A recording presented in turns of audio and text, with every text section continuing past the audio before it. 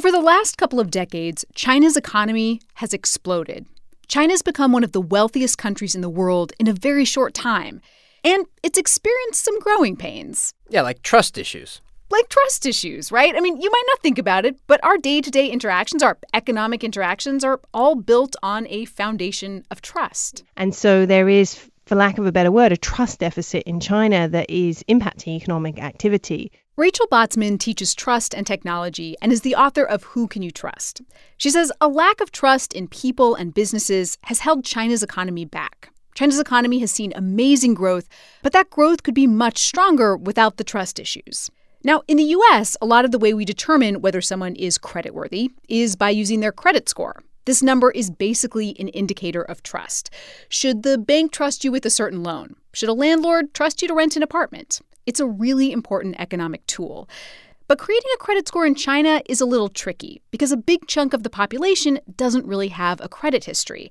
There's a large unbanked population. The government's idea was, well, why don't we bypass this system in the West of using credit history, and that they would have what they called a social citizen score that would track and assess them in all different areas of their lives to really determine whether someone was trustworthy or whether they weren't. By 2020, the government said every person in China would have one of these scores. This is the Indicator from Planet Money. I'm Cardiff Garcia. And I'm Stacey Vanek Smith. Today on the show, China's social credit score, how the country is building a system to measure a citizen's trustworthiness, and what that might mean for China's economy and culture.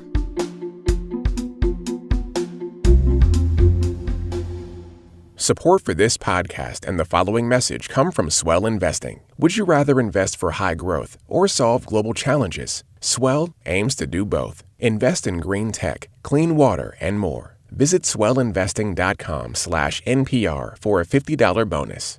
Support also comes from Grow with Google. From coding to IT support, Grow with Google is helping Americans across the country learn new skills for the digital age. Learn more and get started at google.com/grow. Xingqiao Huang is a lawyer in Beijing, and we spoke with him through our producer, Echo Wang. 你好，我是那个 Echo。 Xingqiao was seeing these trust issues firsthand.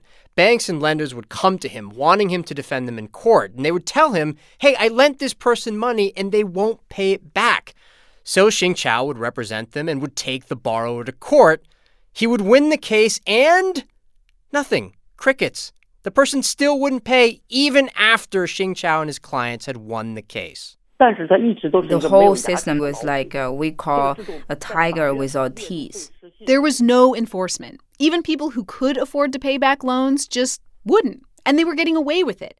And there was no centralized database, so the debtor in question could often just go to another lender and take out a new loan, even though he or she had not paid back the earlier loan.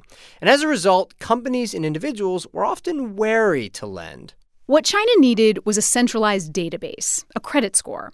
So China was facing this challenge. How do you create a credit score when a lot of people don't have much credit history? Well, you can find records of people's other behaviors and extrapolate trustworthiness from that. And, Cardiff, who has lots and lots and lots of data on how people behave? Big companies, of course. Yeah, big Small companies. All the companies. Yeah, and in China, the big companies are really big. Alibaba is like China's version of Amazon. It has more than 500 million customers. That is tons of data on what these customers buy. And Alibaba also owns one of the largest online payment systems in the country and has its own credit scoring system called Sesame Credit. Alibaba knows a lot about how people spend and borrow and how much money they likely have. The government partnered with Alibaba to use some of the company's data to help formulate people's social credit score. The way people are scored, it is not simply whether they miss a bill. It could be what they buy online. It could be like what if you they buy like a low-cut dress or something. Well, it's not far from that. I mean, I think the example that the head of Sesame Credit, the example she publicly gave the press was, if you buy nappies, you're responsible, so your score will go up. But if you're buying video games, you're lazy, so your score will go down. So if you buy diapers, you're seen as responsible, and your credit score could go up. If you buy video games, you might be seen as irresponsible, and your credit score could drop. Of course, this data collection and the weird assumptions that companies make based on our actions happens in the U.S. and everywhere else. Rachel says that what's different in China is how severe and comprehensive the consequences can be. Also, she says it's really unclear how much data or what data Chinese companies are sharing with the government and how the data is getting used. We reached out to the Chinese government, by the way, but they did not respond to requests for comment. But the social credit score will not be all about what you buy. The government is also collecting data of its own, and that data will factor into people's social credit scores, too. If you speed or get a DUI, your score might get dinged. If you donate to charity, you might get a boost. The government is also piloting neighborhood watch programs in cities across China, where a designated watcher will watch you, record your behavior, and then factor that into your score. Okay, so the first thing China is doing to solve its trust problem is cobbling together a kind of credit score for people, using data from some big companies as well as data that it is collecting itself. China is expected to roll out these scores nationwide by 2020. There are many pilot cities throughout China, though, where people already have them. And there, the effect these scores can have on people's lives has become evident.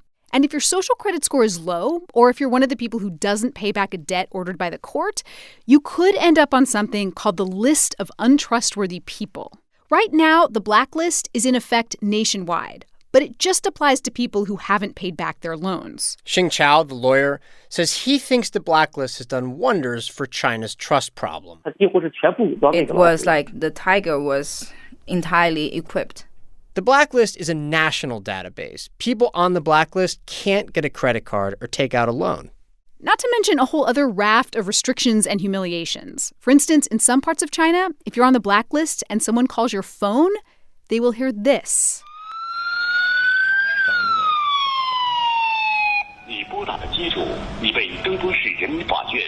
That is a recording basically saying, warning, this person is on the blacklist. Be careful in your dealings with them, and please urge them to pay back their debts.